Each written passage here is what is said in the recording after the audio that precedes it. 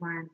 This is Kenya, and I know I haven't posted in a long time. I've been very busy. I do a lot. I work full time, I do some investing, and I have a couple of businesses that I run. So I only get about 6 hours of sleep at night. I just got back from the gym, and I'm hungry and dehydrated and tired, and I just feel kind of grimy. So I'm sorry. I didn't take a shower and do my hair and makeup and stuff. I just wanted to get online really quickly and talk to you about something, but I'll keep next time, okay? Um, just wanted to say something really quickly and from my heart. So I'll just get right to it. Excuse me. I hope I'm not getting sick. Black people, we need to be, we need to have more compassion for ourselves. We really do. And by that I mean we need to take a break from all of the negativity that we hear and listen to about ourselves. That means if you have to turn off a television show or the news or turn off YouTube or stop associating with certain people, then do it. And then rewrite that record in your brain. Okay? Rewrite that record in your brain, or rewind that record rather. And when you find yourself becoming negative or beginning to think negative things about yourself or other people, other Black people, think about the effect those words are going to have on you later on. We are living in a country that considers us subhuman. We're living in a place that from the moment they brought us here have told us that we are inferior, not as intelligent, um, not as humanistic as they are, and resulting from bad parenting, poor educational habits, lack of education, um, inability to hold a job. We're told that we don't create.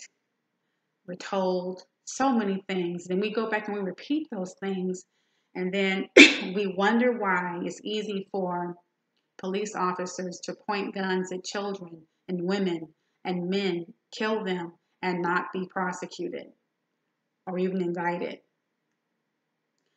Have more compassion on yourself. Think about this. When you begin to open your mouth and make some broad generalization about yourself or about another Black person, another collective, another group, ask yourself, am I human? Whatever criticism you have for this group, Black man, Black woman, Black children, older women, Generation X's, millennials, they're Black, right? Whatever criticism you have, you need to do this. This is what I say to people who try to engage me in debates about what's wrong with Black people. This is what I tell them. I tell them there's nothing wrong with us. We're human, like everyone else. So if you want to engage in a discussion about what's wrong with Black people, you have to accept with me. You have to state and accept two premises. Number one, we are like everyone else. That's the first premise. If you can't accept that, we can have no discussion. So we're talking in two different ways. Because if you don't accept that premise, you can say any number of things and they'll make sense to you, even though you're contradicting yourself. That's the first one. We're like everyone else. The second premise that you have to state and accept is that because we are like everyone else,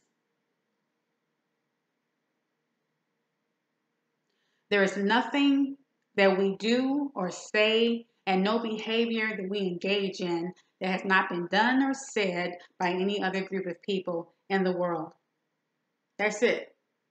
So once you make those two statements and those two assumptions, after that, we can have a conversation, because now I'm going to break down your argument. Whatever you're trying to say about me as a Black woman, whatever someone says about you as a Black man or that Black child or that old Black woman, whatever you want to say, see, it's hard to put labels and names on people when you're trying to compare them to the majority of white people in this country. You can't label us because we're the same.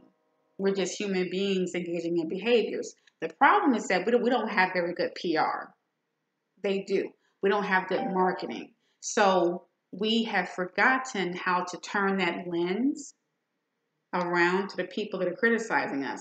We've allowed that lens to look at us and every minuscule aspect of our personalities and our behavior, and then we demonize it without realizing we're doing what everybody else does. So I need you all to think about that, because we're about to enter a time for the next 8 years that are about to be brutal. And I don't care how much money you make as a Black person, or how much you don't make, or how much you struggled in the past. We are dealing with a president-elect that I have coined Ronald Reagan 2.0. I'm old enough to remember the first Reagan. That's it. I'm tired, I'm hungry, and I'm thirsty. I have more to say. I actually have been preparing a couple of videos that I want to talk about with you all.